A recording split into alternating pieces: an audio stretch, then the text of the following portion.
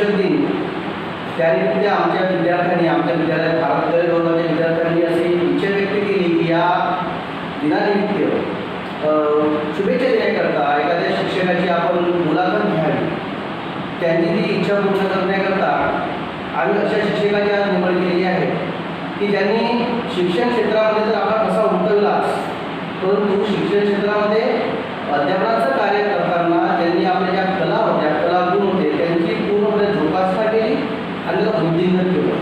तर जोपासना करता करता त्यांनी आपला कसा एवढा मोठा उमटवला की झाडीपट्टी कलाकार आणि विदर्भातील एक ज्येष्ठ कलावंत आणि उत्कृष्ट नाट्यकला म्हणून त्याचे आपलं नाव लौकिक संपूर्ण विदर्भात पसरवलेलं आहे. असे ज्यांची आज मुलाखतीला लावले आहे आदरणीय विजयराव मुले सर, भारत विद्यालय नवरगाव या शाळेचे माजी मुख्याध्यापक, तसेच व्यंकटेश नाट्य मंडळ नवरगाव या मंडळाचे एक ज्येष्ठ नाट्यकलाकार त्यांनी दिग्दर्शनही केलेलं आहे. सतत 35 वर्षापासून ते नाट्य क्षेत्रामध्ये आहेत आणि दोन्ही अध्यापन आणि नाट्यक्षेत्र दोन्ही सांभाळताना अतिशय संतुलन कामावून म्हणजे कुणाकडेही दुर्लक्ष न करता दोन्ही क्षेत्रामध्ये योग्य प्रकारे न्याय दिला. तर त्यांचे नाटकांचे नावं भरपूर आहेत. आत्महत्या, माझं दुःख मी पुस्तक जे नॅशनल आहे तर इंटरनॅशनल लेवलवर ते पोहोचलेले होते, त्यांना बक्षिसे मिळाली त्या नाटकांना. या अशा नाटकामध्ये त्यांच्या प्रमुख भूमिका त्यांनी साकारलेली आहे. शिकार आहे, पुन्हा नाव घ्यायला तर पुष्कळ आहे ना, गुणानुबंध एक चांगलं नाटक आहे, चांदणी शिंपी तसा, अशा मला एवढे नाव लक्षात एवढे नावं आहेत तेवढे नाटकामध्ये भूमिका साकारलेली आहे. तर अशा अष्टपैलू कलावंत आणि अष्टपैलू माधवने मुख्याध्यापक भोगले सर यांची आज माझे विद्यार्थी आम्ही शाळेचे विद्यार्थी मुलाखत घेणार आहे. तर ती आपण मुलाखत पाहू. नमस्कार सर. नमस्कार. मी राजेश पोरकर, वर्ग 10 विद्यार्थी. आजही मुळे सर म्हटल्यानंतर एक वजनदार, एक उत्कृष्ट शिक्षक, उत्कृष्ट नाट्यकलावंत म्हणून नाव पुढे येते. चंद्रपूर जिल्ह्यातच नाही तर झाडीपट्टी आणि विदर्भातही आपला अष्टपैलू नाट्यकलाकार म्हणून नाव घेतलं जातं.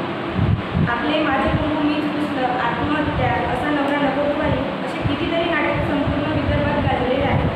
व्यंकटेश नाट्य मंडळ म्हणजेच मुळे सर आणि मुळे सर म्हणजेच व्यंकटेश नाट्य मंडळ अशी एक ओळख तुम्ही निर्माण केली आहे. सर, या क्षेत्रात तुमची आवड कशी काय निर्माण झाली? तुम्हाला याची बालपणापासूनच आवड होती का? नमस्कार. तशी मला नाटकाची जी आवड आहे ही आवड खूप अशी नव्हती. तसं लहान असताना शाळेमध्ये असताना आम्ही नाटक म्हणा किंवा डान्स म्हणा या कार्यक्रमामध्ये भाग घ्यायचो. फक्त शाळेत असताना, तेही मला वाटते 7वी 8वी 9वीपर्यंत असताना. 10व्या वर्गात गेल्यानंतर फार कमी सांस्कृतिक कार्यक्रम वगैरे व्हायचे आमच्या शाळेमध्ये. महात्मा गांधी शाळा होती आमची, देसाईगंज वडसा. तर त्या ठिकाणी आम्ही नाटक म्हणा किंवा कुठल्या एखाद्या डान्समध्ये म्हणा असे काम करायचं. पण खूप असं त्याच्यामध्ये हे खूप आवड होती असं नाही. कधी कधी काय असतं की कधी कधी योगायोग असतात. त्या योगायोगाने इथं या नाटकामध्ये मला प्रवेश मिळाला. तसं इथं जेव्हा मी शाळेमध्ये शिक्षक म्हणून लागलो तेव्हा अचानक या व्यंकटेश नाट्य मंडळामध्ये जे 16-17 तारखेला 16-17 जानेवारीला दरवर्षीचे कार्यक्रम होतात, नाटकं होतात, त्या नाटकामध्ये एक कलावंत होते, ते काम करणार नव्हते, त्यांच्या घरी लग्न होतं भाचीचं आणि त्याच्यामुळं त्यांना एक भूमिका करणारा एक कलाकार पाहिजे होता. लग्नाची वेळी नाटक होती, त्या नाटकामध्ये तिमीची भूमिका करायची होती. आमची मीटिंग अशी सहज मीटिंग, शाळेची मीटिंग चालू म्हणजे मीटिंग होणार होती. त्या मीटिंगसाठी आम्ही बसलो होतो. सहज मीटिंग आता 5-10 मिनटं आहे म्हणताना सुरू होणार होती. आम्ही सहज बसलो होतो. असे एका शिक्षकाने सहज अशी गोष्ट काढली की बाबा यावर्षी नाटकात ते आमचे शिक्षक काही काम करणार नाही आहे, त्याच्यामुळे नट पाहिजे या नाटकात काम करणार म्हणजे आहे का बाबा. मी सहज गमतीनं म्हटलं हो बाबा मी करतो ना, काय हरकत आहे. तर खरंच तुम्ही करताय का? नाही बाबा म्हटलं गंमत केली मी असं म्हणाला. तो विषय संपला. आणि संध्याकाळी मग डॉक्टर जोशी जे आमचे दिग्दर्शक होते, आता नाही आहेत ते, त्यांनी आपल्या मुलाला बोलवायलाच पाठवलं मला घरी की सर बाबा तुम्हाला बोलवत आहे. आणि मी नाही नाही म्हणताना त्यांनी मला जबरदस्तीनं नाही तू काम कराच, तुम्ही तुम्ही काम करू शकता असं म्हणून त्या नाटकामध्ये त्यांनी मला काम करायला लावलं आणि ते काम केलं मी. आणि ते कसं झालं असेल, कारण पहिली वेळ होती. या आधी जरी मी नाटकात किंवा ते खूप लहानपणी काम करायचो, तशी ती नाटकं त्यांची पाहिलेली होती. मी दरवर्षी नाटकं पाहायचा. खूप असा इंटरेस्ट नव्हता, पण तरी एकदा पाहायला सुरुवात केल्यानंतर हळूहळू त्याच्यामध्ये मला इंटरेस्ट निर्माण व्हायला लागला. आणि मग तर त्यांनी मला प्रवेशच दिला नाटकामध्ये आणि तेव्हापासून मी या नाटकामध्ये रुळलो आणि अगदी रुळून गेलो, म्हणजे एक जीवच झाल्यासारखं. नमस्कार सर, तुमच्याशी संवाद साधण्याची संधी आम्हाला मिळाली हे आमचे भाग्य. आम्ही तुम्हाला 5 ते 6 वर्षांपासून वेगवेगळ्या भूमिकेत पाहत आहोत. कधी शिक्षक, मुख्याध्यापक व एक प्रसिद्ध कलावंत म्हणून तुमची अशी अष्टपैलू व्यक्तिमत्व आहे. सर, तुम्ही एक प्रसिद्ध नाट्य कलावंत आहात. तसेच तुम्ही चंद्रपूर जिल्ह्यामध्ये एक प्रसिद्ध गणित शिक्षक आहात. तुमची ओळख निर्माण करत असताना तुमच्या घरच्यांचं तुम्हाला सहकार्य मिळालं आहे काय? व आणखी कुणाकुणाचे तुम्हाला सहकार्य मिळाले याबद्दल आम्हाला थोडं सांगा. हे बघा मित्रांनो, कसं असते, कुठल्याही गोष्टीमध्ये जर आपल्याला समोर जायचं असेल, वर जायचं असेल किंवा प्रगती करायची असेल, तर कुणाच्या तरी मदतीशिवाय, कुणाच्या तरी मार्गदर्शनाशिवाय आपण समोर जाऊ शकत नाही, असं माझं मत आहे. काहींचं मत वेगळं राहू शकतं. कसं असते की या नाट्यक्षेत्रामध्ये प्रवेश करण्यापासून तर या नाटकामध्ये काम करणे, त्याच्यानंतर प्रत्येक तालमीला जाणे, रोज तालीम करणे, ह्या सगळ्या गोष्टीसाठी एवढा वेळ द्यावा लागतो की स्वाभाविकच आपल्याला घरी वेळ द्यायला. एक तर दुसरी गोष्ट अशी की मी पूर्ण रिकामा नाही, शिक्षकी पेशा. आणि तुम्हाला सांगतो की शिक्षकी पेशाला पूर्णपणे न्याय देऊन मी हे नाट्यक्षेत्र पार केलेलं आहे, ते सांभाळलेलं आहे. कदाचित कुणाला अतिशयोक्ती वाटत असेल ती गोष्ट वेगळी, पण खरं सांगतो तुम्हाला की शाळेमध्ये मी शिक्षक, ज्या पद्धतीने शिक्षक म्हणून काम केलं, अगदी व्यवस्थित, कुठल्याही प्रकारचं, म्हणजे ज्याला उणीव म्हणा, कुठल्याही प्रकारची उणीव जाणीव करून न देता मुलांना, ज्याप्रमाणे मी शाळेत काम केलं त्याचप्रमाणे इथं या क्षेत्रात सुद्धा मी काम केलं. कुठल्याच प्रकारे मी त्याच्यात तडजोड केली नाही, शाळेमध्ये असो किंवा मग या नाट्यक्षेत्रात असो. हां, त्याच्यासाठी मला तडजोड खरी करावी लागली, ही गोष्ट सत्य आहे. कसं असते, शाळा आणि नाटक ह्या दोन्ही गोष्टी सांभाळत असताना स्वाभाविकच घर म्हटल्यानंतर थोडंफार दुर्लक्ष म्हणा किंवा थोडंफार घरी वेळ कमी देणे म्हणा, ह्या गोष्टी असतात. आणि स्वाभाविकच या गोष्टी करत असताना घरी जी आपली सगळी मंडळी असतील, म्हणजे आपले पत्नी असेल, मुलगा असेल, मुली असेल, जे कोणते आपले सगळे घरी राहणारे जे लोक असतील, त्यांच्याकडे काही प्रमाणामध्ये दुर्लक्ष जरी होत नसेल तरी थोड्याफार प्रमाणामध्ये कमी अधिकपणा होऊ शकतो. आणि या सगळ्या गोष्टीमध्ये माझी अर्धांगिनी असेल, तिनं जेवढं मला मदत केलं असेल, की जेवढी मदत केली असेल ती कमीच आहे, स्वाभाविक आहे. कारण कुठल्याही मदतीशिवाय, म्हणजे पत्नीच्या मदतीशिवाय, मुलाच्या मदतीशिवाय, घरच्या लोकांच्या मदतीशिवाय आपण हे काम करू शकत नाही. कारण तुम्हाला कल्पना आहे की आम्ही या नाटकाच्या तालमी करायचो, म्हणजे सुरुवातीला ज्या तालीम व्हायच्या, म्हणजे अगदी सुरुवातीला जेव्हा 88-90पासून जेव्हा मी नाटकामध्ये लागलो, तेव्हा तर आमच्या नाटकाच्या तालमी ह्या 9 वाजता सुरू व्हायच्या, 9-9:30. म्हणजे जेवण झाल्यानंतर रात्री 9, 9:30 ते 12-1 वाजेपर्यंत, 12-12 वाजेपर्यंत तालमी चालायची. तेवढ्या रात्रीपर्यंत तालीम करणे आणि पुन्हा सकाळी उठून आपल्या रोजच्या दैनंदिन व्यवहाराला लागणे, ह्या सगळ्या गोष्टीमध्ये पत्नीची मदत असणे किंवा या मुलाची मदत असणे, घरच्या लोकांची मदत असणे स्वाभाविकच आहे. कुणाच्या या मदतीशिवाय आपण हे काम करूच शकत नाही. नमस्कार सर, मी सम्यक टेकाटे. सर, तुमचं शिक्षण क्षेत्रातील नाव म्हटलं की तुमच्या गणित विषयात कोणी हातखंडा वापरू शकत नाही. आणि तसेच नाट्यक्षेत्रात देखील तुमचा खूप हातखंडा आहे. तुमचं नाव सर्वत्र विदर्भात नाही तर महाराष्ट्रात गाजलेलं आहे. आम्ही पण तुमच्या हातूनच शिकलेलो आहोत. तुम्हाला शिक्षण क्षेत्रात व नाट्य क्षेत्रात एकाच वेळेस काम करताना मानसिक त्रास व शारीरिक त्रास झालाच असेल आणि तो अनुभव तुमचा कशा प्रकारचा होता, तेव्हा तुम्हाला दगदग वाटली का आणि ते तुम्हाला कधी शिक्षण क्षेत्र किंवा नाट्य क्षेत्र सोडून द्यावं असं वाटलं का, हा अनुभव तुम्ही आम्हाला सांगा. कसं असते मित्रांनो,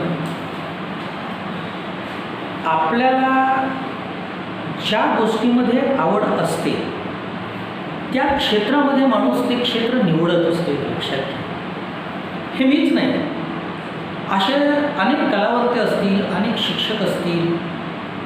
कसं असते की समजा तुम्हाला ज्या गोष्टीत आवड आहे, आवड असेल तर तुम्हाला कितीही त्रास होत असतो, कितीही, तो त्रास आपण सहन करू शकतो. एक लक्षात घ्या. कसं असते, माणसामध्ये कलाभूत अंगभूत गुण असतात. माणसानं ते स्वतःला ओळखावे लागतात. हे लक्षात घ्या. कदाचित असं असू शकते माझ्यामध्ये अभिनय हा गुण असेल, तो लहानपणी असेल, होता, पूर्णपणे माझ्या लक्षात नव्हता, परंतु हळूहळू तो लक्षात आला आणि मग जेव्हा एकदा नाट्य क्षेत्रात मी काम करायला लागलो तेव्हा मग तो विकसित झाला असं समजा. म्हणजे याचा, आणि दुसरी गोष्ट म्हणजे याचा अर्थ असा की मला दोन्ही गोष्टीमध्ये आवड होती. एक लक्षात घ्या, गणित हा माझा आवडता विषय, शिक्षकी पेशासुद्धा माझा आवडता विषय. मी म्हणजे तुम्हाला असं सांगायचं म्हणून सांगत नाही आहे, लक्षात घ्या, मी हार्टली सांगतो की शिक्षकी पेशा हा माझा खरंच आवडता विषय होता. म्हणजे यदाकदाचित मला दुसरीकडे कुठे नोकरी लागली असती, समजा तसं मी BSc होतो, रेंजरची परीक्षासुद्धा, एक रेंजरची परीक्षासुद्धा दिली होती, त्याच्यामध्ये माझा इंटरव्ह्यूसुद्धा झाला होता, पण कदाचित त्याचं माझं सिलेक्शन झालं असतं तर कदाचित गेलोही नसतो, कारण तशी लहानपणापासून मला शिक्षकी पेशाची तशी आवड होती. लक्षात घ्या, म्हणजे शिक्षकी पेशा मी आवडीने निवडलेला आहे. लक्षात घ्या. आणि त्याच्यामुळे कसं असते की ज्या गोष्टीमध्ये माणसाला आवड असते, ज्या पेशामध्ये माणसाला आवड असते, त्याच्यामध्ये माणसाला किती यातना होतात, किती त्रास होतो, किती दगदग होते, याचा माणूस अजिबात विचार करत नाही. हे लक्षात. दुसरी गोष्ट अशी की दुसरं जे क्षेत्र मग मला मिळालं, योगायोगानं म्हणा, त्या क्षेत्रात मी प्रवेश केला आणि हळूहळू त्याच्यामध्ये मला आणखी आवड निर्माण होत गेली. कारण साधी गोष्ट नाही आहे, रात्री 12-12 वाजेपर्यंत तालीम करणे आणि पुन्हा त्याच्यानंतर नाटकाला जाणे आणि पुन्हा मग सकाळी पुन्हा आपले शाळेमध्ये जाणे, शिकवणे, मग ते शिक्षक असेल, उपमुख्याध्यापक झालं असेल, मुख्याध्यापक झालं असेल, जे काही मला जे मिळालं असेल, पण त्याच्यातही कुठल्याही प्रकारची कमतरता न येऊ देता ते काम करणे, दोन्ही गोष्टी सांभाळणे, तशी कसरत होत होती, यात वाद नाही. पण कसं असते की या दोन्ही गोष्टीमध्ये मला आवड होती आणि अजूनही आहे. शिक्षकी पेशामध्ये सुद्धा अजूनही आवड आहे. लक्षात घ्या, आज मी रिटायर्ड जरी झालो असलो तरी माझ्याजवळ अजूनही 11वी-12वीची पुस्तकं आलेली आहेत. मी आता 10वी शिकवतोच मी, प्रश्नच नाही. मुलांना अजूनही मी माझं शिकवणं चालूच आहे, कारण मला अजून आवड आहे ते अजूनही. म्हणजे असं वाटत नाही की मी रिटायर्ड झालो, बा आता झालं पुष्कळ शिकवून, आता काय मला असं वाटतं की नाही शिकवलं पाहिजे. म्हणजे ती आवड आहे. लक्षात घ्या. आणि जेव्हा माणसाला एखाद्या गोष्टीत आवड असते ना, त्याच्यामध्ये कुठल्याही प्रकारचं आपण तिरस्कार म्हणा किंवा कुठल्या प्रकारची आता कंटाळा आला बा आता झालं असं कधीच वाटत नाही.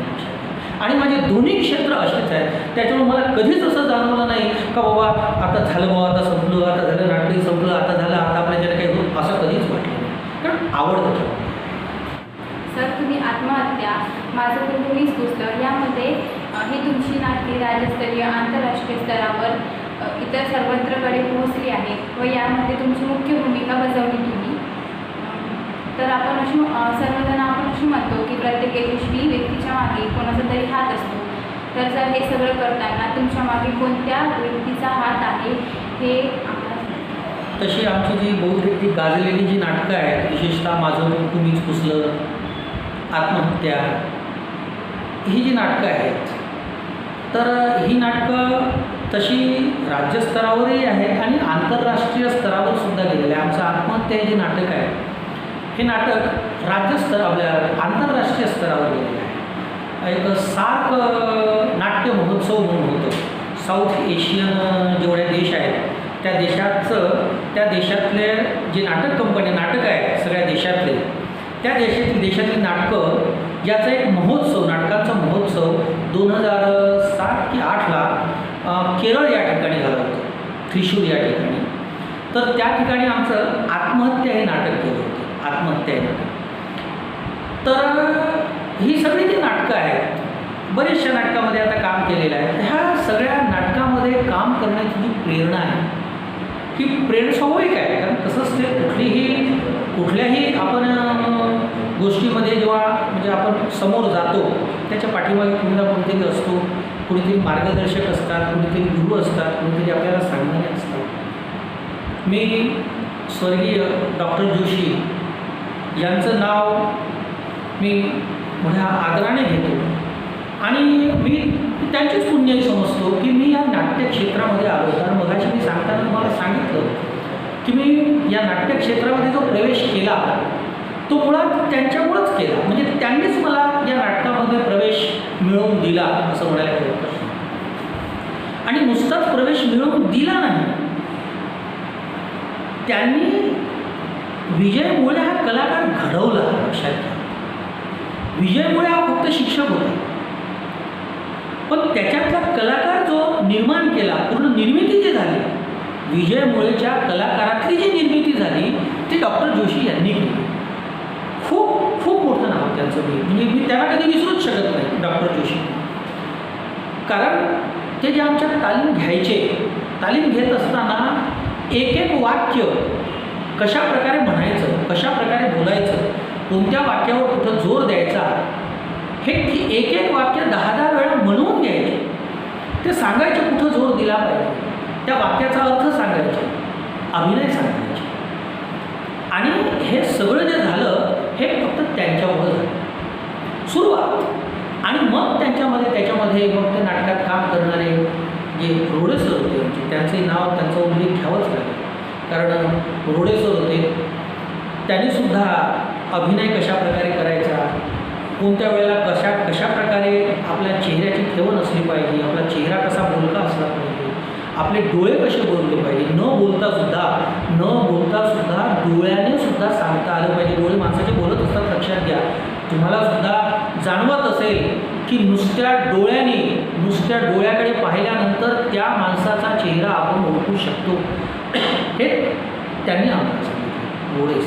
आणि आता सध्या आम्ही जे काम करतो सदानंद बोरकर जे आमचे नाटकाचे दिग्दर्शक आहेत आमचे मित्र आहेत ते सुद्धा त्यांच्यासोबत सुद्धा आम्ही काम करू आम्ही या आतापर्यंत याच्यापर्यंत पोहोचलेलो आहोत. आणि पुढेही अशी याची जी प्रगती आहे पण माणूस कधीच माणूस पूर्ण शिकत नसतो. लक्षात घ्या माणूस दरवर्षी दररोज जसं शिकत राहतो तर पुढेही आम्ही तर हे सगळे घडत असताना तुम्ही तुमच्या जीवनामध्ये अनेक चढउतार बघितलेले आहेत. या 35 वर्षाच्या कालावधीमध्ये तुमच्या जीवनातील असा एक प्रसंग जे आठवल्यानंतर तुम्हाला खूप आनंद होतो आणि असा एक प्रसंग जे आठवल्यानंतर तुम्हाला वाटतं की असं घडायला नको होतं तुम्हाला खूप वाईट वाटतं असे 2 प्रसंग.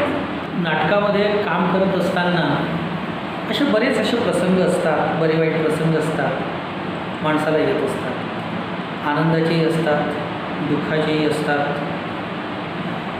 जनरली दुःखापेक्षा आनंदाचेच असतात कारण कसं आहे कोणतीही कला माणूस कला करत असताना किंवा ती सादर करत असताना माणूस ती कला जगत असतो. लक्षात कधी एखाद्या वेळेला वाईट प्रसंग जरी आले असेल तरी माणसाला त्याचं वाईट वाटत नाही कारण ती माणूस कला जगत असतो. असे बरेच प्रसंग आहे असे आनंद दुःखाचे नाही पण असे तुम्हाला अनुभव सांगतो काही मजेशीर काही असे कशा लोकांच्या प्रतिक्रिया कशा असतात. तसं एकदा डॉक्टर जोशी काम करत होते लग्नाच्या बेडीमध्ये काम करत होते. ते काम करत असताना काय झालं की त्यांची जी मिशी आहे ती मिशी पडून गेली. नाटक चालू असताना स्टेजवरच ती मिशी पडून गेली. लोक हसायला लागले. पहा कसं असते प्रसंगावधान कसं असायला पाहिजे. तर ती जी त्यांच्यासोबत काम करणारी जी नटी होती रजनीताई होत्या त्यावेळेला तर त्यांनी एक वाक्य बोलून टाकलं का नकली मिशा लावून तुम्ही हिंडता आणि ते प्रसंगाला अनुरूप होतं. ते आपले काहीतरी सोंग करूनच ते त्या पोहोचले होते, हॉटेलमध्ये जात होते लग्नाच्या वेळीमध्ये. मला कदाचित पाहिलं असेल तर माहीत असेल तुम्हाला. तर म्हणून मग त्याचे म्हणाले की पहा म्हणे तुम्ही म्हणे नकली मिशी लावून हिंडता म्हणे, लोक ओळखले नाही पाहिजे म्हणून तरी मी ओळखलं म्हणे तुम्हाला. म्हणजे अशा प्रकारचे जे गमतीदार प्रसंग असतात असे प्रसंग होत असतात. दुसरा एक प्रसंग सांगतो तुम्हाला. एका नाटकामध्ये नाथ हा माझं हे नाटक होतं. ते नाटक विनोदी होतं तसं. त्या नाटकामध्ये एक कलाकार होते, नाव नाही सांगत मी, आज आहेत हे कलाकार होते. त्यांना त्याची एंट्रीच नव्हती खरं म्हणजे. त्यावेळेला त्यांची एंट्री नव्हती. आम्ही दोघंजणं होतो, मी आणि एक दुसरं म्हणतो स्टेजवर होते कलाकार, 2 कलाकार होतो. आमचं चालू होतं वाक्य, याची एंट्री नव्हती. आता हे कलाकार ते बॅग घेऊन आपले येऊन गेले तिथं. मग आल्यानं स्टेजवर प्रवेश केल्यानंतर त्यांच्या लक्षात आलं की अरे बेटी आपली एंट्रीच नाही आहे. भलत्याच ठिकाणी आता तो उभा तो हळूच मला म्हणतो सर माझी एंट्री तर नाही, मग त्यात येऊन गेलो, आता कसं करू? अरे तू आलास त्यासाठी येतं, आता कसं करायचं? मग हळूच मग त्या अहो वकील साहेब तुम्ही असे मध्येच कसे काय आलं, मध्येच कसे काय आले तुम्ही, चला जा, असं म्हणून त्यांना हाकलून दिलं. म्हणजे असे काही काही जे प्रसंग असतात असे कुठे गमतीदार प्रसंग असतात. एक प्रसंग होता, रामराव पाटील, तुम्हाला माहिती रामराव पाटील ज्येष्ठ कलावंत होते. त्या कोणतं नाटक मला वाटते इथे ओशाळा मृत्यू, नाही दुसरं एक नाटक होतं, मला आठवत नाही त्या नाटकाचं नाव. त्या नाटकामध्ये ते काम करत होते. ते कसं असतं, ते वर एक हे बांधलेलं असतो, लाकूड काम, त्याला एक फाटा बांधलेला असतो. त्या फाट्यावरती ते लाईट बांधलेले असतात, स्टेजवर लाईट असे, ते आपल्या फोकस बांधलेले असतात. तर ते काय झालं की ते त्यावेळेला जयंत जोशी होते. ते जयंत जोशी लाईटवर बसले होते आणि तो दोर ओढणारा होता. तो दोर ओढणारा सुरेश लोखंडे त्यावेळेस नव्हता, त्यांच्या एक दुसराच गुणाजी म्हणून कोणतरी यशस्वी कोणतरी दोर ओढणारा होता. तर ते काय झालं, त्यांची एंट्री होती रामराव पाटलांची. त्यांनी एंट्री केली आणि एंट्री केल्याबरोबर ते काय दोर काय झालं काय माहीत नाही, काय करायला गेला, तो जो पूर्ण त्या फोकससहित तो पाच स्टेजवरच पडला. आणि पडल्याबरोबर मग कसं तरी हे झालं ना, मग ते रामराव पाटील आतमध्ये आले ना, असे चिडले. ते बहुतेक जयंता त्याच्यावर लाईटवर काहीतरी होता, असं काहीतरी गडबड झाली ती. आणि मग जयंतावर असे चिडले, पाटील साहेब समजत नाही हे नाही, म्हणजे अशा ज्या असतात गमतीदार, मग ते करावं लागलं शेवटी. आणि कधी एक प्रसंग सांगतो मोठा, त्याचा येतो. कसं असते, आपण जेव्हा नाटक पाहतो, मी प्रेक्षकांना असं म्हणत नाही, पण एक उदाहरण सांगतो मी. कसं असते, नाटक जेव्हा आपण पाहतो तेव्हा नाटकसुद्धा त्याच पद्धतीने पाहिलं पाहिजे, लक्षात घ्या. मी खरंच सांगतो तुम्हाला. म्हणजे इतर म्हणजे टी व्ही सिरियल पाहणे, नाटक पाहणे, आता प्रत्येकाची आवड वेगवेगळी असते, ती गोष्ट वेगळी, आवडणं वेगळं. परंतु समजा तुम्ही नाटक सिरियसली पाहत असाल, मन लावून पाहत असाल आणि खरंच ते नाटक चांगलं जर होत असेल तर तुम्हाला खरंच सांगतो त्या नाटकामध्ये खूप चांगला इंटरेस्ट होतो, खूप चांगला. म्हणजे तुम्ही ते नाटकाचा आनंद लुटू शकता. आनंद असेल, जे काही रस त्याच्यामध्ये असतील त्या रसाचा तुम्ही अनुभव घेऊ शकता, लक्षात घ्या. काय आहे, त्या गिरगावचा प्रसंग होता, तिथं नाटक होतं, ऋणानुबंध नाटक होतं. त्या नाटकामध्ये रजनीताई काम करत होत्या, आत्याचं काम होतं ते, आणि त्यांचा सिरियस पीस चालू होता. अक्षरशः रजनीताई म्हणजे भयंकर कलाकार, म्हणजे खूप जबरदस्त कलाकार. आणि त्यांचा कुठलाच रोल म्हणजे सिरियस असो, विनोदी असो, कुठलंच पात्र ते कधीच त्यांचं पडत नव्हतं. आणि सिरियस रोल ते इतका जबरदस्त करायचा त्या, आम्ही खरंच मात्र कमाल आहे त्यांची. तर त्यांचा तो सिरियस रोल चालू होता, ते काम चालू होतं त्यांचं. ते अक्षरशः त्यांच्या डोळ्यातून अश्रूंच्या धारा वाहत होत्या. आणि तुम्हाला सांगतो, समोर एक खुर्चीवरच, अगदी दुसऱ्या तिसऱ्या खुर्चीवर एक प्रेक्षक बसले होते. त्या प्रेक्षकाचं अजिबात असं लक्ष नव्हतं, त्यांच्या बोलण्याकडे, नाटकाकडेचं लक्ष नव्हतं. ते त्याच्यासोबतचा जो कोणती मित्र असेल, ते मित्र त्याच्यासोबत असे काहीतरी घुणघुण असं काहीतरी बोलणं वगैरे असं काहीतरी चालू होतं त्यांचं. ते बोलणं हे त्यांचे ते विनोद चालू होते एकमेकांचे असे, त्यांचं अजिबात लक्षच नव्हतं. आणि ते विनोद चालू असताना ते एकदम असे खडखडून हसले ते. आणि हसल्यामुळं ह्या रजनीताईंना खूप राग आला. आणि तेवढ्या लोकांमध्ये तो भाग थांबवला त्यांनी आणि थांबवल्यानंतर प्रेक्षकांना खूप बोलले नाहीत, पण त्यांना म्हणजे इतकं वाईट वाटलं आणि त्यांना इतकी समज झाली की पहा तुम्ही नाटकाला येता, नाटक जर पाहायचं असेल तर तुम्ही नाटक पहा, पाहायचं नसेल तर तुम्ही बाहेर बसा, पण कमीत कमी जे नाटक पाहतात त्यांना तरी व्यवस्थित पाहू द्या असं त्यांचं म्हणजे कसं असते की काही काही प्रसंग जेव्हा माणूस जेव्हा पूर्णपणे त्याच्यामध्ये तल्लीन झालेला असतो तो कलाकार खूप मोठं महत्त्वाचं असतं बरं. जेव्हा कलाकार पूर्णपणे तल्लीन होऊन काम करत असतो, जेव्हा त्याच्यामध्ये तो विसरून जातो, तो स्वतःचं अस्तित्वच विसरत असतो, लक्षात घ्या. आणि जेव्हा पूर्णपणे त्याच्यामध्ये झोकून देतो आणि तेव्हा मग जेव्हा अशा प्रकारचे प्रसंग येतात तेव्हा त्या कलाकाराला खूप वाईट वाटतं, लक्षात घ्या, खूप वाईट. त्यानंतर मग ते संपल्यानंतर रजनीताई इतक्या नर्वस होत्या की पहा मी इतकं मन लावून काम करत होतो, इतक्या घडघड माझ्या डोळ्यातून अश्रू पडत होत्या आणि तो कलाकार इतका हसत होता, म्हणजे याचा अर्थ मी कुठंतरी कमी पडले बा असं त्यांना म्हणजे असं त्यांना फिलिंग होत होतं, असं फिलिंग होतं. म्हणून कसं आहे की कलाकार काम करत असताना तेवढाच दादही तितकीच महत्त्वाची असते. फक्त विनोदच नाही, विनोदच माणसानं पचवू नये तर सिरियस जो आहे की जो सिरियसपणा जो असतो कलाकाराचा, कारण त्याच्यासाठी तेवढी ताकद लागते, लक्षात घ्या. आणि ते सुद्धा तेवढंच प्रेक्षकांनी ॲक्सेप्ट केलं पाहिजे. असे काही प्रसंग एकदा आम्ही जंगलामध्ये गेलो, म्हणजे जंगलामध्ये खूप गाव होतं, खूप आतमध्ये भरकटून गेलो, म्हणजे काही समजतच नव्हतं कुठं ते. शेवटी फोनही ते रेंज नव्हती, काही नव्हती, मोठी अडचण जात होती. मग कसे तरी किती 9:30-10 वाजता आम्ही त्या गावामध्ये जाऊन पोहोचलो होतो. पूर्ण 1 तास जवळजवळ त्या जंगलामध्ये भटकत होतो. असे काही प्रसंग असतात, तर असे प्रसंग बरेच आहेत. सर, नाट्यक्षेत्रात तुम्ही गंगा जमुना, असा नवरा नको बाई यामध्ये विनोदी भूमिका साकारल्या. माझं कुंकुमीत पुसलं, दिल्या घरी सुखीरा, ऋणानं गुंद यामध्ये मुख्य भूमिकेत होता तुम्ही. निष्पाप, शिकार, चांदणे शिंपीत जा यामध्ये खलनायकाच्या भूमिका साकारल्या. आत्महत्या यामध्ये चरित्र भूमिकेत होता तुम्ही. अशा सारख्या नाटकांमध्ये तुम्ही वेगवेगळ्या भूमिका साकारल्या. त्यामध्ये तुम्हाला असं वाटते का की मी एखादी भूमिका साकारली नाही आणि ते तुम्हाला खूप इच्छा आहे की ते भूमिका साकारावी? प्रत्येक कलाकारांचं असं एक स्वप्न असतं की आपल्याला प्रत्येकच भूमिका करता आल्या पाहिजे, प्रत्येक भूमिका आपल्याला जमल्या पाहिजे असं असतं. तशा माझ्या वाट्याला बऱ्याचशा ज्या भूमिका आल्या त्या सिरियस रोल, म्हणजे ज्याला आपण करुण रस असं जो म्हणतो तशा प्रकारच्या बहुतेक भूमिका आलेल्या आहेत. फार कमी खलनायकाच्या भूमिका फार कमी प्रमाणामध्ये आलेल्या आहेत. काही नाटकामध्ये विनोदी भूमिका केल्या आहेत. चरित्र भूमिका पहा कसं असते, विनोदी भूमिका करणं हे तसं सोपी आहे.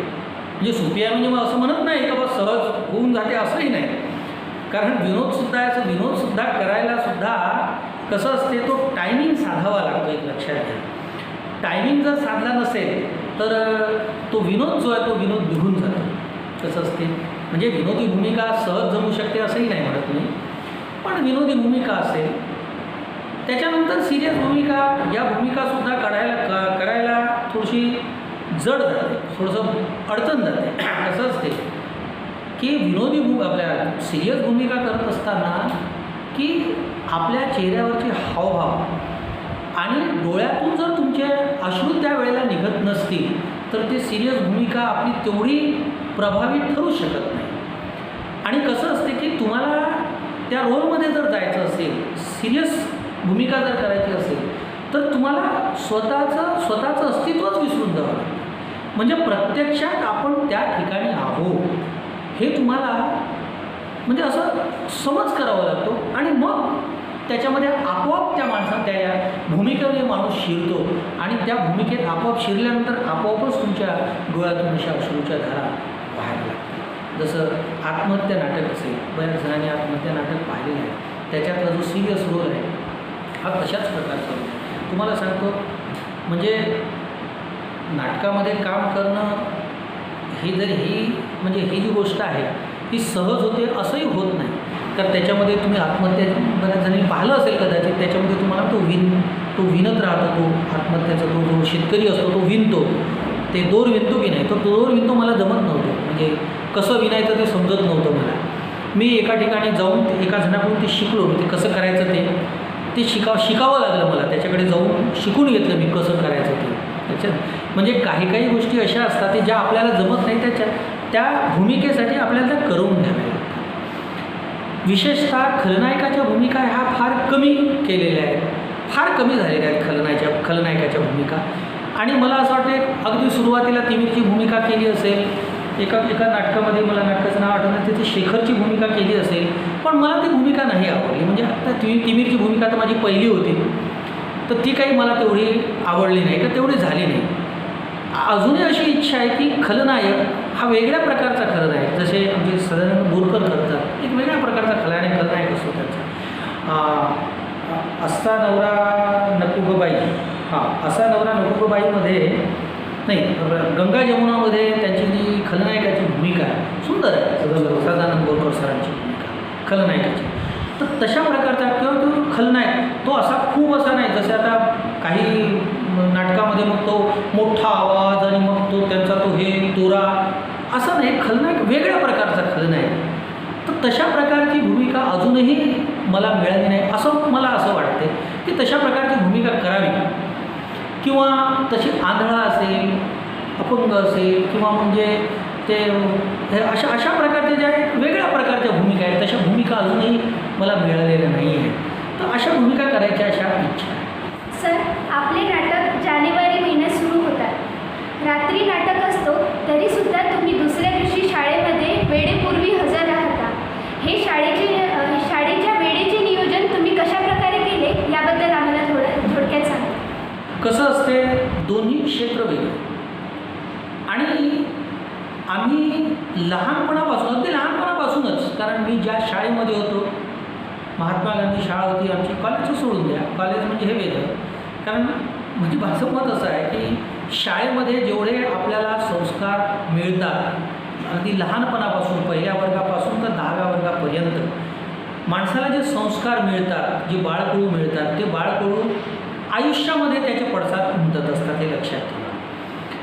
आम्ही ज्या शाळेमध्ये शिकलो त्या शाळेमध्ये सुद्धा जशी भारतशाळेची म्हणजे भारतशाळेचे जे नियम होते, वेळेवर येणे, नाही आलं तर शिक्षा होणे, तशीच आमची ही शाळा होती. कारण आमच्या शाळेमध्ये सुद्धा आमचे सर पापडकर सर म्हणून होते, आपले ते शालेय शिक्षक. ते आता तर काहीच नाही, ते त्यावेळेला त्यांची हे राहायचे शिटी आणि शिटीला तो हे लागलेला राहायचा, तो दोरी ते दोरी वेगळीच राहायची. आणि मग तो उशीर झाला की मग त्याचा जो फटका बसायचा, तर तो अजूनही आताही आठवते तो फटका, आताही असं जाणवते त्यांचा तो फटका. तो फटका जो बसायचा तो फटका आठवायचा उशीर झाला म्हणजे. त्याच्यामुळे आम्ही कधीच उशीर करत नव्हतो, शाळेमध्ये सुद्धा, इव्हन कॉलेजमध्ये सुद्धा. आणि तुम्हाला सांगतो तीच सवय इथं लागली शाळेमध्ये सुद्धा. शाळेमध्ये शिक्षक म्हणून जो लागलो, आणि त्यावेळेला कुणी आमचे जे मुख्याध्यापक असतील, तामशेट्टीवार सर असतील, त्याच्यानंतर येणारे सगळे शिक्षक असतील, आणि आमचे जे जुने सहकारी शिक्षक, सगळे सहकारी शिक्षक, यांचं जे वर्तणूक असेल किंवा यांनी जो पायंडा पाडला असेल, त्या पायंड्याचा पगळा, त्याची छाप आमच्यावर पडली होती, लक्षात. आणि त्याच्यामुळं शाळा जर 11 वाजता असेल तर 11च्या आत मला शाळेत पोहोचलं पाहिजे, हे आमच्या मनाला नेहमी सांगायचं. आमचं मन मला नेहमी सांगायचं, नाही 11 वाजता शाळा आहे, 11च्या आत पोहोचायचं. शाळा 12 वाजता भरते, यायचं. नाटक वेगळं, शाळा वेगळी, नाटक वेगळं. नाटकाचा शाळेशी अजिबात संबंध नाही, हे मनाने ठरवून ठेवलं.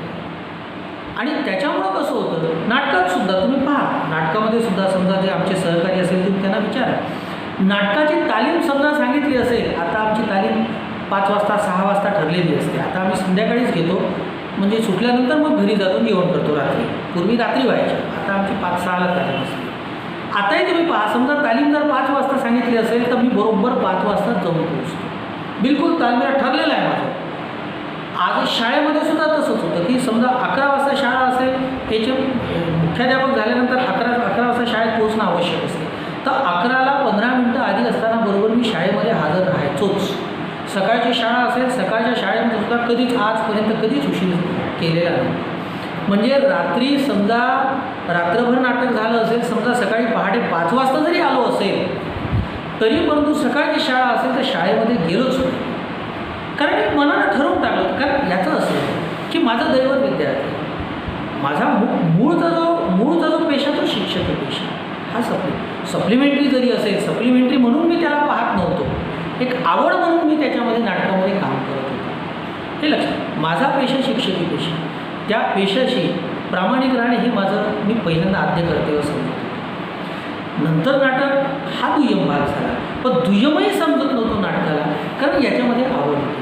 नाही मला नाटकात काम करायचं आहे, मग हेही करायचं तेही करायचं, दोन्हीलाही न्याय देणं अत्यंत आवश्यक असते. आणि हे मनाने ठरवलं होतं. आणि याचं कारण असं की मला दोन्ही क्षेत्रामध्ये आवड होती. आणि म्हणून म्हटलं आवड ज्या ठिकाणी असेल त्या ठिकाणी माणूस कुठलीच कुचराई करत नसतो. हे लक्षात. सर, तुम्ही सतत आपल्या जीवनात विद्यार्थ्यांसाठी झटत राहिले आणि त्याचबरोबर अभिनय क्षेत्रामध्येही आपलं जीवन घातलं, तर हे सर्व करताना तुम्हाला समाधान वाटते काय? आणि समाधान वाटते काय? जीवनाची सार्थक झाल्यासारखे वाटते की अजून काही करावयाचे आहे याबद्दल सांगा. माणूस ज्या पेशामध्ये काम करतो, जो पेशा करतो त्या पेशामध्ये समाधान जर मिळत नसेल तर मला असं वाटते आयुष्यभर माणसानं जे काही केलेलं आहे, जे काही म्हणजे आपण जो पेशा स्वीकारला आहे त्या पेशामध्ये आपण काहीही केलं नाही असं वाटते जर समाधान होत नसेल. समजा माझा विद्यार्थी मला जर म्हणत असेल की नाही सर, तुमच्यामुळं मी घडलो, तुमच्यामुळं मला असं मिळालं, खरंच सर तुम्ही खूप चांगले आहात, असं जर मला कोणी तोंडावर नाही मागे, कसं असते आता तुम्ही मला प्रश्न विचारत आहात, ते विचार ती गोष्ट वेगळी. ते कसं असते, मी असं तुम्हाला असं म्हणत नाही, पण काय समोर माणूस हा प्रत्येकाची तारीफ करत असतो, यात वाद नाही. परंतु आपल्या पाठीमागे जर आपले कोणी स्तुती करत असेल किंवा म्हणत असेल नाही भाऊ मुळे सरांमुळं मला असं मिळालेलं आहे आणि खरंच चांगलं झालेलं आहे, असं जर कोणी म्हणत असेल तर मला समाधान झालेलं आहे. आणि शेवटी कितीही जरी म्हटलं तरी शेवटी या गोष्टी असतातच की म्हणजे आपल्याला माहीत होतेच की आपल्या पाठीमागे आपली प्रतिमा काय आहे हे लक्षात येते माणसाला समजत असते मी कसा आहो, समाजामध्ये माझी प्रतिमा काय आहे हे त्याला केव्हा ना केव्हा तरी लक्षात येतेच. वातावरणातून, लोकांच्या बोलण्यातून, चालण्यातून हे लक्षात येते. आणि एकंदरीत मला असं वाटते की मी शिक्षकी पेशामध्ये आणि याही पेशामध्ये जो मी दुसरं जे एक पूरक म्हणून स्वीकारलेलं आहे, एक आवड म्हणून मी त्याच्यामध्ये प्रवेश केलेला आहे, याच्यामध्ये सुद्धा मी पूर्ण समाधानी आहे की मला समाधान आहे की ना बा माझा विद्यार्थी हा मला समजतो, मान्य करतो. अजूनही विद्यार्थी असतात, अजूनही जिथं कुठं भेटले की ते प्रेमाने बोलतात, सांगतात की सर असं आहे तसं आहे, तुमच्यामुळं असं झालं, त्याच्यामुळं माणसाला समाधान आहे. खरंच पूर्ण समाधानी आहे दोन्ही क्षेत्र. सर, तुम्ही या नाट्यक्षेत्रामध्ये एक प्रोफेशनल कलाकार म्हणून काम केले आहे. या क्षेत्रात अनेक मोठमोठे कलाकार आहेत. मग विद्यार्थ्यांना या क्षेत्रात कितपत वाव आहे व करिअर म्हणून हे क्षेत्र विद्यार्थ्यांनी निवडायला पाहिजे काय, व आम्हा विद्यार्थ्यांना या क्षेत्रात जाण्यासाठी काय करावे लागेल याबद्दल थोडक्यात सांगा. कसं असते की जीवन जगण्यासाठी ज्या गोष्टी आवश्यक असतात, शेवटी कसं असते रोजीरोटी ही महत्त्वाची असते.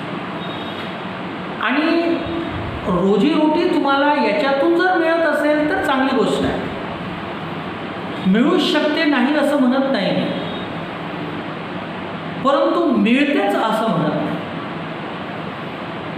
एक पूरक म्हणून गोष्ट ठीक आहे, पण तुम्ही पूर्णपणे याच क्षेत्रामध्ये राहून तुम्ही म्हणजे आजीवन या क्षेत्रात राहून मला अर्थार्जन मिळू शकेल असं जर तुम्ही म्हणत असाल तर मला असं वाटतं माझ्या वैयक्तिक मते कदाचित हे थोडंसं अतिशयोक्ती होईल किंवा चुकीचं होईल असं नाही म्हणत मी, परंतु मला असं वाटतं की हे योग्य होणार नाही असं माझं मत आहे. म्हणजे मी तुम्हाला सल्ला देतो असंही नाही, कदाचित कुणाला वाटत असेल नाही सर तुम्ही काय सांगता, आम्ही नाट्यक्षेत्रात राहूनही खूप मोठे पैसा असे कितीतरी कलाकार आहेत की खूप मोठा पैसा पैसा आपण कमवू शकतो.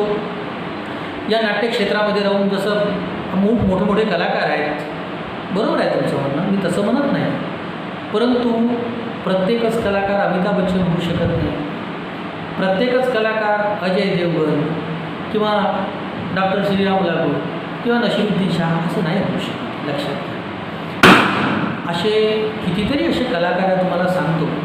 आज अशी परिस्थिती आहे की या क्षेत्रामध्ये काही दिवस तुम्हाला मिळू शकतात, पण आजीवन तुम्हाला याच्यामध्ये म्हणजे तसंच सतत ज्याला प्रगती म्हणतो किंवा जे वाहवा म्हणतो अशी मिळेल याची शाश्वती नाही. लक्षात घ्या. कसं असते म्हणजे एक प्रकारे जे हा जो आहे हा तात्पुरता म्हणजे कलाकार हे तात्पुरता असल्यासारखा आहे. हा एक आहे. आपल्याला जीवनामध्ये आनंद मिळवायचा असेल तर कला म्हणून ठीक आहे, कुठली तरी एक माणसानं कला जोपासायला प्रश्न असेल. परंतु तुम्ही याच्याच साह्याने तुम्ही अर्थार्जन करतो म्हणाल किंवा याच्याच साह्याने पूर्ण आयुष्य जर जगवतो म्हणाल तर कदाचित हे चुकीचं होऊ शकते असं मी धाडसं. हां, तुम्ही वाटल्यास पहिल्यांदा तुम्ही जे काही तुम्हाला अर्थार्जनासाठी जे मार्ग स्वीकारायचा असेल, तुम्हाला धंदा करायचा असेल, कुठली नोकरी करायची असेल, कुठलं काही करायचं असेल ते तुम्ही पहिल्यांदा करा. मी तुम्हाला सल्ला देतो असं म्हणत नाही, माझं वैयक्तिक मत सांगत आहे. प्रत्येकाचं मत वेगळं राहू शकतं. पहिल्यांदा तुम्ही ते करा, कुठली तरी नोकरी करा, कुठंतरी धंदा करा, कुठंतरी काही करा ज्याच्यापासून तुम्हाला सोर्स मिळेल, तुमचं अर्थार्जन चालू राहील आणि मग तुम्ही या क्षेत्राकडे वळा की ज्याच्यात आवड जर तुम्हाला असेल. कारण कुठलीही कला असो, संगीत असेल, नाट्यक्षेत्र असेल किंवा तुमचे ते चित्रकला असेल, जे कोणती कला असेल त्या कलेमध्ये जा, पण कला मात्र आवश्यक आहे. हे लक्षात, असं माझं मत आहे. तर आज आम्ही तुम्हाला एवढे प्रश्न विचारले, तुम्ही छान उत्तरे दिली. आम्हाला असं वाटते की तुम्ही एक अनुभवी कलाकार, अनुभवी शिक्षक म्हणून आमच्या विद्यार्थ्यांना काय संदेश द्याल? नाही, तुम्ही माझी मुलाखत घेतली, मी तुमचा आभारी आहे. पण एकच संदेश देतो तुम्हाला, एकच सांगतो तुम्हाला, आयुष्यामध्ये कुठली ना कुठली तरी कला आवश्यक असते, आहे. लक्षात घ्या. प्रत्येक विद्यार्थ्यामध्ये कुठली ना कुठली तरी कला आहे. फक्त एवढंच आहे की आपल्याला ती कला अवगत आहे हे आपल्याला समजलं पाहिजे, स्वतःला ओळखता आलं पाहिजे, हे महत्त्वाचं आहे. प्रश्न कसा असते की आपल्यामध्ये ही कला असते, पण एक कोणीतरी म्हणतो, आपले आई वडील सांगतात ते नाही तुला डॉक्टर व्हायचं आहे, आई म्हणते नाही डॉक्टर व्हायचं आहे, वडील म्हणते नाही तुला इंजिनियर व्हायचं आहे, कोणीतरी म्हणतो नाही तुला आर्किटेक्ट व्हायचं आहे.